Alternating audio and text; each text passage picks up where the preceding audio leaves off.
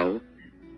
Sa akin, kasi hindi ako tao na nasa ligaw part eh. Mas gusto kong nakikilala ko muna yung tao, naging kaibigan mo.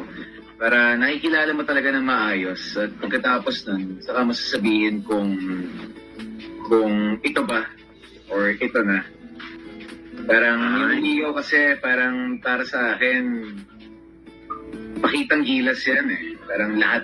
Parang kung anong pwede mong ibigay, ipakita na ikakagusto ng nililigawan mo, syempre ipapakita mo.